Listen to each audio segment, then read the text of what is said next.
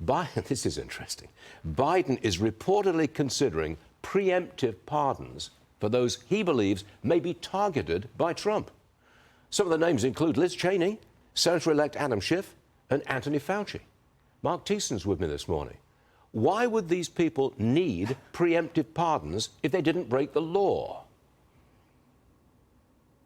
Exactly. I mean, what crime is he pardoning them for? Just pardoning them blanket for anything they might have done. Exactly. If they, they could have gone shoplifting. They could have had a traffic violation. I mean, when you pardon someone, usually there's a specific crime that you're pardoning someone for. Or, well, in the case of Hunter Biden, he didn't even do that. He just said all crimes committed between these dates. So I guess he could give them the Hunter Biden treatment, which I'm sure they would appreciate. You don't think it's a good idea, do you? I mean, preemptive pardons. I mean, I don't know where this comes from. It's a terrible idea.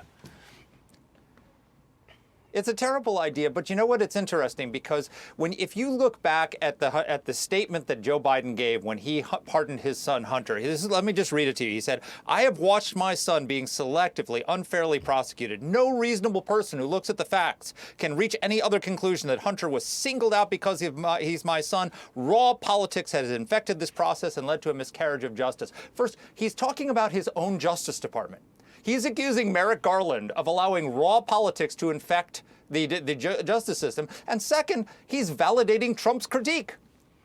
He's saying that the Justice Department has been politicized and weaponized, except in his case, it's his own Justice Department against him. So there is a problem in the Justice Department. There is even Joe Biden, there's bipartisan consensus that the Justice Department has been politicized, and Donald Trump is going to root it out. He's going to go into it with a hammer and take it out root and branch.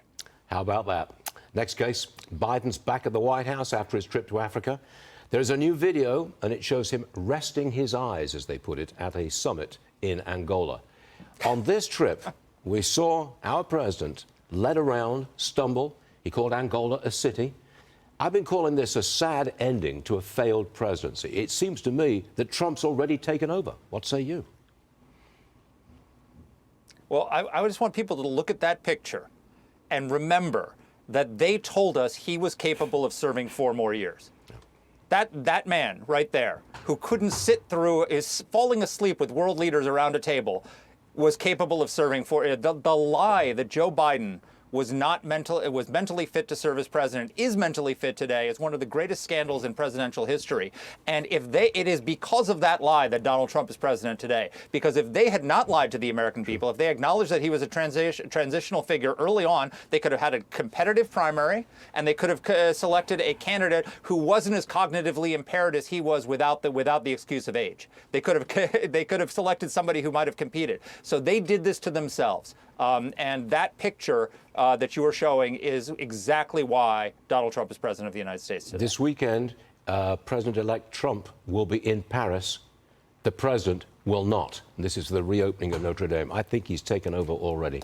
Marc Thiessen, always a pleasure having you on the show. We'll see you again real soon.